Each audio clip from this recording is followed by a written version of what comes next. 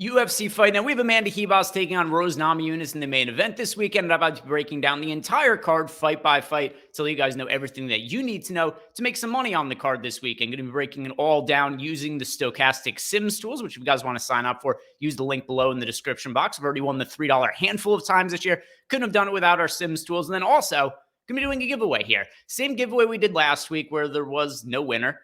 What we did last week, it was guess in the comment section which fighter is going to score the most fantasy points on the entire card. And nobody got the answer right. The answer was Marcin Tybura. And here's how difficult it was. Not only did nobody get the answer correct, but one person answered the day after the card, tried to cheat a little bit, tried to answer on Sunday as opposed to before the card started, and still got the answer wrong. So let's try it again. Running it back this week. Let me know below in the comment section who you think is going to score the most fantasy points this weekend. One person who gets the answer right, I'm going to pick them to get a free subscription to OddsShopper. That's our betting site. So let's start getting into the card. I've got lineups built out here. So be showing all my exposures to all the fighters as of now. And we're going to start with the main event. Amanda Ribas taking on Rose Namajunas. And Rose is one of only two fighters on the entire card that are north of a minus 200 favorite. This is probably the tightest line card I could ever remember for a DraftKings card. I can't remember a time where there was not just no big like minus 300, minus 400 favorites, but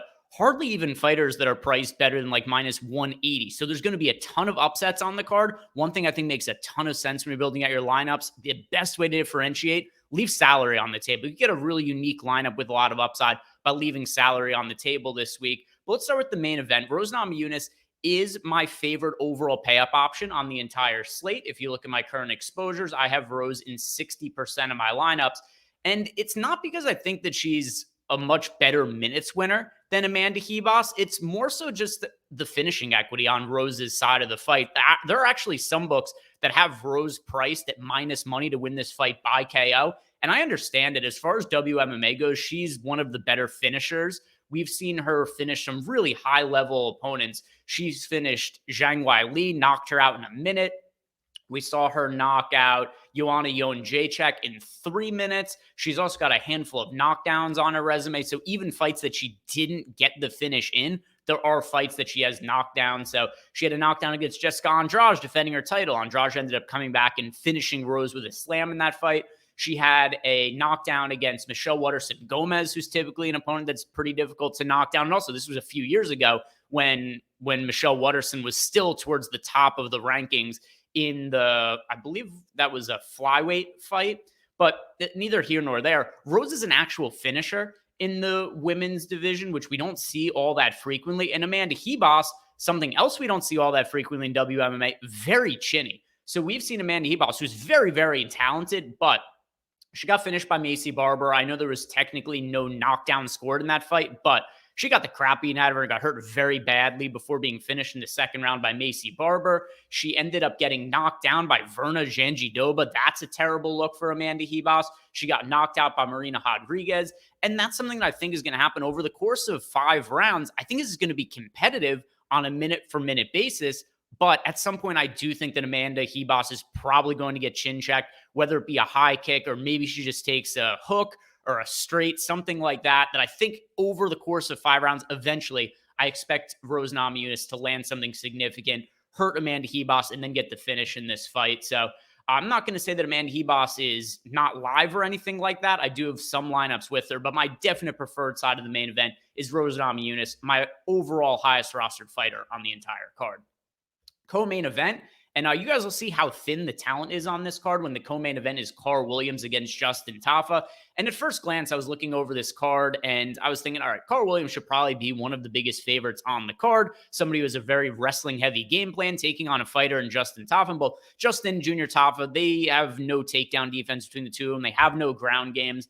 But here's what got me a little bit concerned about Carl Williams and is going to prevent me from totally loading up on him in this spot. His last fight against Chase Sherman, who also doesn't have a great ground game, Carl Williams went 1 of 10 on takedown attempts. And that was something that was really concerning for me rewatching that fight, because I think this fight is pretty simple to break down. And I know this is a very kind of hacky analysis of a lot of fights, but this is how I think this fight is going to go. Either Carl Williams is going to land takedowns and he's going to win the fight by submission or decision, or he doesn't land takedowns and he gets knocked out by Justin Tafa. But of the two outcomes, I do think the more likely outcome is going to be Carl Williams landing takedowns in this spot, because at least in the Chase Sherman fight, Chase Sherman does have better takedown defense, in my opinion, than Justin Tafa. Tafa is the better striker. We haven't seen Tafa taken down at any point in his career, but we've never really seen him fight anybody who is capable of wrestling. And we've seen Junior Tafa be taken down. And I don't get the sense that Justin Tafa and Junior Tafa's skill sets are all that different. So I'm picking Carl Williams to win. I'm picking him to win by decision. I think he could score fairly well, because if he does end up winning, it's going to have to come from the takedown. So Carl Williams in 39% of my lineups. At first glance on the slate, I did think I was going to have like 60 or 70% of Carl Williams. Ended up backing down on a little bit after rewatching the Chase Sherman fight, but neither here nor there. I still do have myself at 39% exposure to Carl Williams. Next fight here, Edmund Shahbazyan taking on AJ Dobson, and Shahbazyan alongside Rose Namajunas, the only two fighters on the card at the time that I'm recording that are north of minus 200 favorites. And Shahbazyan's seen a good amount of line movement in his favor over the course of the week as well. And I like this matchup for him. It's a big step down in competition. If you guys remember, Shahbazyan at one point was considered like one of the best prospects that we had in MMA. And then he ended up getting fraud checked. His initial fights, he was looking like an absolute world beater. He was knocking people out left and right in the first round. And as often ends up happening with fighters who are getting quick finishes, we end up finding out the dude has no cardio. And if the fights get extended past the first round, he just death gasses and ends up getting finished. So he looked terrific in a KO win over Brad Tavares, and Tavares, very sturdy, difficult fighter to put away, especially a few years ago when he was still closer to his prime. Shahbazyan put him away, no issue. First round against Derek Brunson, looks good, gasses out, gets finished. Fights Jack Hermanson, early going, looks good, but then gets gassed, and then Jack Hermanson just able to wrestle him and hold top control for the last two rounds. Same deal against Nasruddin Imavov. Shahbazyan looks pretty good in the first round, gasses, gets finished in the second round. So then what happens? The UFC goes, we've got this prospect who looked really promising early on. We've given him difficult opponents. Let's give him a little bit of a step down in competition against Dolce Lungi and Bula. And Shahbazyan looked pretty good again. Gets himself a second round finish. And then they go, you know what? Time to give a step up in competition to Shahbazyan. They give him to Anthony Hernandez. Just the most brutal matchup possible for Shahbazyan. And no surprise, looks good in the first round. The same script we've seen a million times with him. Looks good in the first round, wins the first round, then just totally gasses out, gets taken down a handful of times in the second round, finished in the third round. And this is another step down in competition that I view as kind of similar to the Lungi and Bula matchup. So Shahbazyan, I'm going to pick him to get the finish in the first round. There is some concern because Dobson's capable of wrestling, lands 1.82 takedowns per 15 minutes. If Shahbazyan doesn't get the finish in the first round or early second round, he could gas out, and then it could be the same deal where Dobson ends up finishing him in the third round. But just because Dobson is such a step down in competition for Shahbazyan, Shahbazyan's still fairly young as well, still only 26 years old, so still room for growth with them. I like this as another bounce back spot for Edmund Shahbazyan, another fighter I'm really prioritizing. I have him right around 40% of my lineups, one of my favorite pay-up options on the slate. Next fighter to look at here, we've got Peyton Talbott taking on Cameron Saaiman, and this should be a really fun fight. Both these fighters priced in the mid-range, 8,300, 7,900.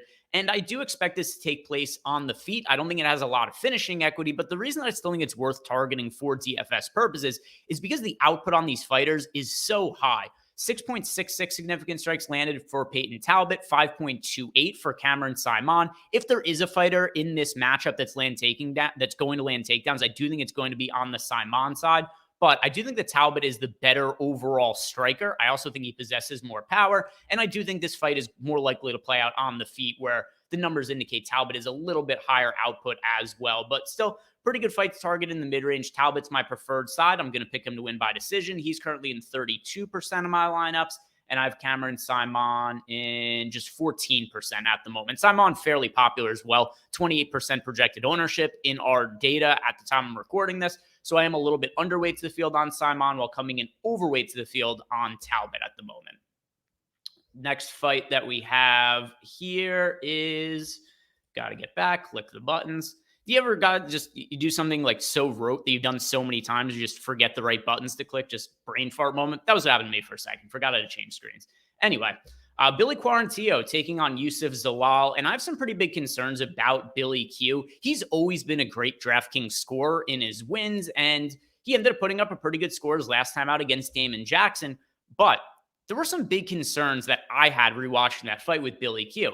First off, his fight against Edson Barbosa, it was a spot where Billy Q was a pretty big favorite, and he got knocked out brutally in the first round of that fight. And then coming back against Damon Jackson, he didn't look great in the first round. And you guys could see what the numbers are saying about that as well. Damon Jackson lands 28 significant strikes, just 15 for Billy Q. Damon Jackson also landed a takedown. He held 3 minutes of top control time in the first round. Billy Q just looked older. He looked slower to me. Now, ultimately, Billy Q still has very, very good cardio. So he was able to still end up holding on and winning the fight as Damon Jackson started to fatigue in the later stages of the fight. So Billy Q took over in the second and the third round, where he landed 40 significant strikes in the second round, 45 in the third round. So we still do look at Billy Q and consider him a fighter with a ton of output who's going to score really well in wins.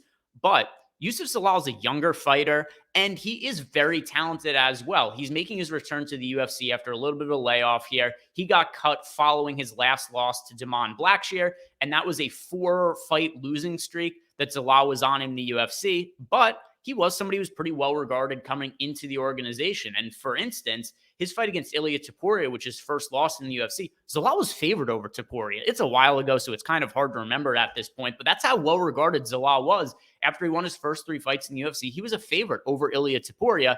Now, obviously, if they refought, that would not be the case at all. But still, it says something that he was favored over Topuria in that matchup. And then the subsequent matchups, he ended up losing to Sungwoo Choi. He ended up losing to Sean Woodson in a split decision where I actually thought Zalal won. And then also the fight against Damon Blackshear, that was a majority decision. I also thought that Zalal won that fight, and Damon Blackshear is a fairly difficult opponent. So I think we should see Zalal with a little bit more urgency in this matchup, just considering how tight some of the decisions he's had that he's lost in the UFC. Once again, split decision loss to Sean Woodson, majority decision loss to Damon Blackshear.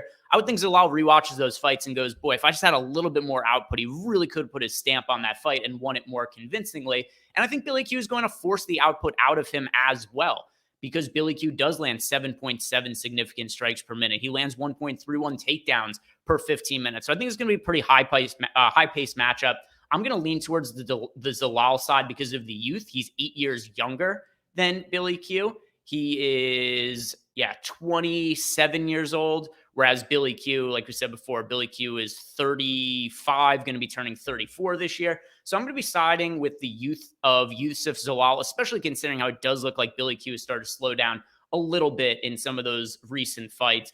My current exposure actually is 23% Zalal to 28% Billy Q, but I'm going to update that as we get closer to lock here, so I'm a little bit heavier on the Zalal side. I like the cheaper price point on him.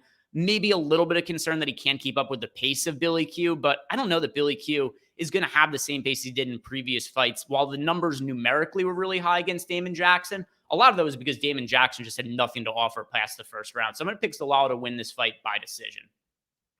Next matchup that we have here, it is Fernando Padilla against Luis Pajuelo. And a couple things about this card is there are a lot of fights at the top of it that I think are good to target. And then we're going to get to the opening kind of prelim type fights, and a lot of those are not so great to target. But this is one of another really strong fights to look at. Last I looked, I think this is like minus 200 to finish inside the distance.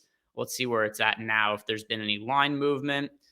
So the current odds have this fight, anywhere from like minus 175 to minus 180 to finish inside the distance. Padilla taking on Pajuelo, and that's also a way that I think this fight is most likely to go. I think somebody's going to get finished in this spot. And if you look at the output on both these fighters in limited sample sizes, Pajuelo landing 9.15 significant strikes per minute, 5.51 landed by Fernando Padilla. Padilla is a slight favorite in this matchup, around minus 170. He's currently in 33% of my lineups. And then Pajuelo, I have in, here he is, in 30% of lineups. So overweight to both sides of this fight. I think the field is not getting to this as much as they should, considering this is one of the fights that has the most likely inside the distance finishing odds on the card. So Pajuelo at 30% in my lineups, field only rushing him 20%. I think he's one of the more under-owned fighters on the entire card. So good contrarian play, in my opinion. And once again, whoever wins, I think they should end up winning by finish. I think somebody's going to get knocked out in this matchup. We've got Kurt Holobaugh taking on Trey Ogden. Ogden looked much better in his last fight than he looked in previous fights. I know officially this is a no contest against Nicholas Mota, but it's absolutely bullshit. So the way this fight ended up going, Trey Ogden dominated Mota for the entirety of the fight, and he was very close to getting himself a finish in the third round. Referee thought that Mota was out or a tap, so steps in and stops the fight, but Mota was fine. He was just fighting from the bottom, trying to stay conscious. And then what ends up happening, instead of going to the judges' scorecards, it gets ruled a no contest, which is a very bizarre decision because the way the fight was playing out, Ogden, in my opinion, 10-9 in the first round, 10-9 in the second round. You can make a case for a 10-8 coming in the third round in that spot. So Trey Ogden really got screwed in that matchup. The problem I generally have with Trey Ogden, though, is just super low output. He only lands 3.64 significant strikes per minute. He is a good grappler, but he only lands 1.29 takedowns per 15 minutes. He rarely shoots takedowns. The matchup against Mota, it was good to see that he actually implemented that part of his game. But once again, 56 significant strikes landed, 3 takedowns, and taking on another fairly low output fighter in Kurt Holobaugh. So I'm going to pick Trey Ogden to win. It's just a fight that it's hard for me to really want to get behind from a DK standpoint because Trey Ogden typically doesn't have a lot of finishing equity and then also doesn't do a whole lot in general in terms of output either. So picking him to win, pick him to win by decision, but not a fight that I really want to be playing too much of in DFS. Ricardo Ramos taking on Julian Erosa. And I feel bad for fighters like Erosa, who is pretty talented. He's got a well-rounded game. He strikes. He strikes at a really high output. He could wrestle. He could grapple, but he can't take a punch. So what happens in a lot of Erosa's fights is he's looking good. He wins the first round. He's looking good. And then he's hurt. He's knocked out. Erosa's dead. And that happens so frequently with Julian Erosa that you just have to consider it a pretty likely outcome in a lot of his matchups. His last time out against Fernando Padilla gets knocked out in the first round. Fight before that against Alex Caceres, knocked out. Then he went through 3-fight stretch where he actually won 3 fights in a row and against some good opponents. He beat Hakeem Dawodu. He beat Steven Peterson. He beat Charles Jourdain, actually overcame some adversity because he got knocked down in the early going of that fight. But then once again, you look back on his record, knocked out by Sungwoo Choi, knocked out by Julio Arce, knocked out by Devontae Smith, knocked out by Teruto Ishihara. You could only get knocked out so many times before you can't take a shot anymore. And that's kind of where I think we're at with Julian Erosa. So minute for minute, I think he could be competitive with Ricardo Ramos. The problem is at some point, Ramos is going to land either an elbow, he's going to land an uppercut or something, and I think Erosa gets knocked out. So picking Ramos to win by first or second round KO. And this is, once again, it doesn't have to do anything with the skill set of Julian Erosa other than the fact that he can't take a shot. So Ramos, another fighter that I'm really prioritizing on the high end. He's in 45% of my lineups, project for 27% ownership for the field. So I'm quite a bit overweight to Ramos. It's going to be hard for me to get behind Erosa, even though I think skill-wise he's live in this matchup. I just don't think that he's durable enough to fight for 3 rounds against a potent finisher in Ricardo Ramos. Next fight to talk about here is Miles Johns against Cody Gibson. One of the only bets that I've placed, well, actually the only bet that I've placed as of now for this card. Cody Gibson, decision only. You could get that at plus money. I bet it at plus 100 over at DraftKings. And the reason why I bet that is Miles Johns is a very, very low output fighter. He's live to win this fight by KO because Cody Gibson is older. Gibson is currently 36 years old, going to be turning 37 later on in the year. But Gibson looked great in his last matchup against Brad Katona. While it was a loss, it was one of the better fights that I've ever seen, especially for a tough finale where the output was just insane. It could have gone to either guy. There was no real clear winner in the fight, but both of them looked really good, Brad Katona as well as Cody Gibson. Gibson landed 164 significant strikes. Katona landed 160. I did think Katona was doing a little bit more damaging shots, which is why ultimately ended up winning the fight, even if Gibson did very marginally outland him numerically. But in this matchup against Miles Johns, Johns only lands 3.51 significant strikes per minute, and he has weak cardio. He's a lot of power, Miles Johns. He has a wrestling background. He does well to defend takedowns. But because his cardio is so weak, we don't often see him look to wrestle offensively. He just uses it more defensively to keep fights on the feet. So here's what I think is going to happen in this fight. If Miles Johns is not able to land a knockout in the first or second round, if Cody Gibson is going to keep up the same sort of pace they did against Brad Katona, then I think he's just going to kind of steamroll Miles Johns in the later rounds, either make Miles Johns melt by putting a bunch of pressure on him and pace that Johns isn't able to keep up with, or it goes to the judges' scorecards and Gibson ends up winning, which is why I bet the decision-only market at plus money on Cody Gibson, because I think that that is his path to victory. Either he wins in the late stages, or if it goes to the decision, I think he's going to be the higher output fighter, whereas if Miles Johns wins, it's probably going to be a first or second round finish. And I also don't think that's the most likely outcome. Cody Gibson's one of my favorite contrarian plays on the slate. So I'm really hoping that what we saw him do against Brad Katona, also Brad Katona is not a pushover. Brad Katona is fairly talented. So I'm hoping we see more of that in this spot. And Gibson only project for 18% ownership at a price tag right in the mid-range. I'm hoping we see that output again, because if we do, he's a really good contrarian play with a bunch of upside. Few fights left here to talk about, and a bunch of these ones are not all that interesting. Jarno Errens taking on Stephen Nguyen.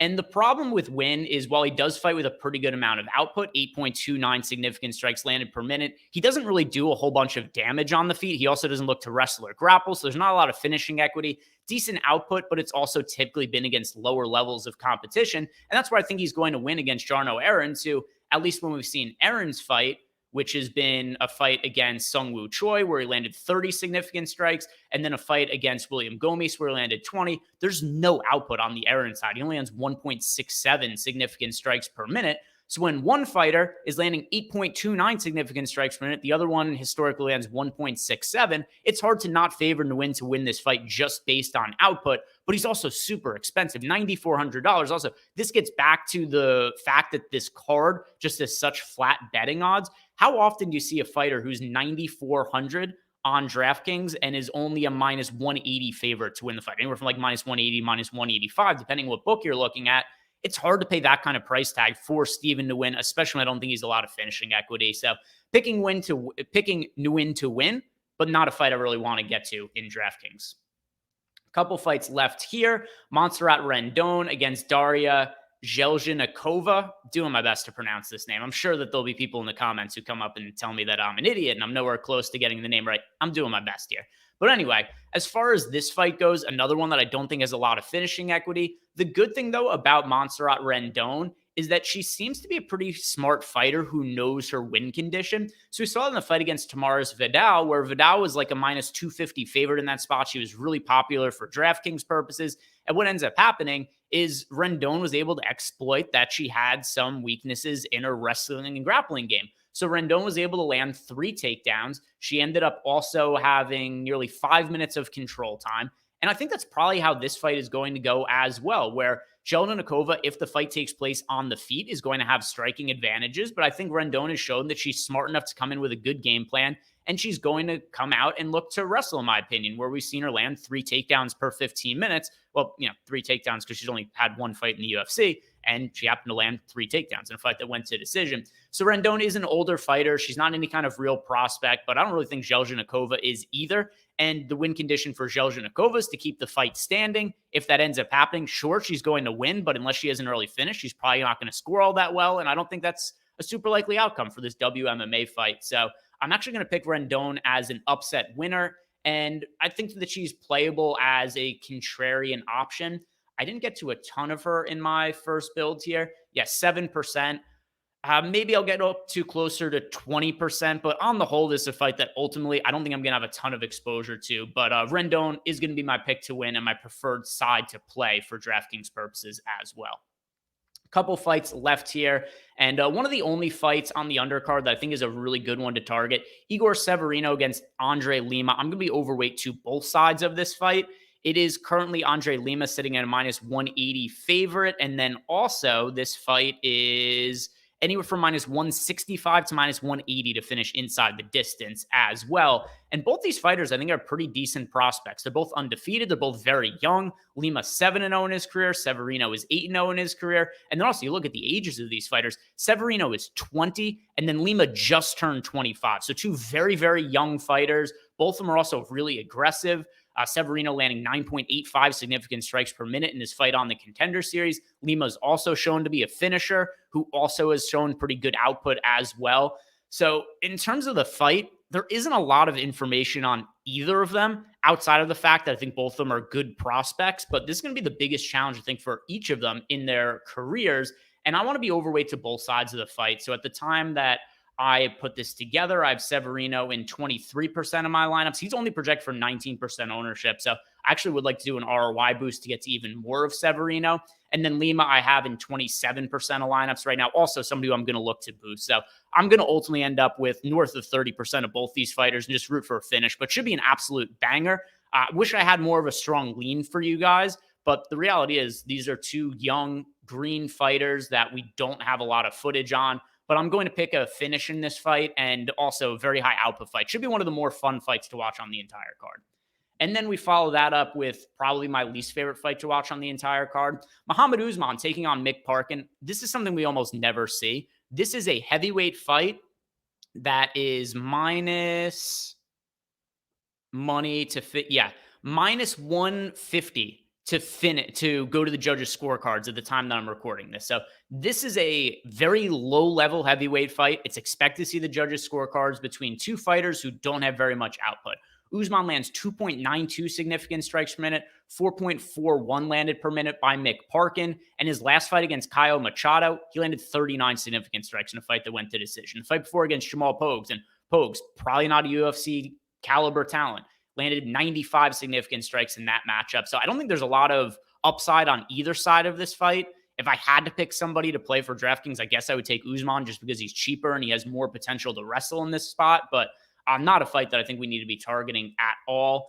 I have Usman in 4% of lineups right now and Parkin in 5%. And surprisingly, both of them are projected for ownership north of 20%, which maybe it's the field seeing the name Usman and gravitating towards him. Maybe it's just people seeing it's a heavyweight fight and thinking that there's a lot of finishing equity. But I'm going to be rooting for the fight to just have nothing to happen. And that's the way the card to start. So hopefully we get a boring fight to kick off the card, because that is one that I'm not going to be very heavily exposed to. And that's going to do it for me, guys. Thank you very much for watching. If you've not done it, like the video, subscribe to the YouTube channel. Don't forget, leave a comment below. Who's going to score the most fantasy points on the card? I'm going to pick one person who gets the right answer. If there is somebody who gets the right answer this week, to give out a free Odd Shopper subscription. Also, if you want to sign up for our Sims tools for MMA, sign up using the link below. I've won the $3 4 times this year and really wouldn't have been able to do it without the new tools and data that we have here at Stokastic. You could build your lineups on our site. You could simulate the slate out. So all the fights, they're going to be simulated out on a round-by-round basis, and they get simulated out 40,000 times for us to best project the winners and the best lineups to play. So check it out if you guys haven't already. Thank you very much for watching.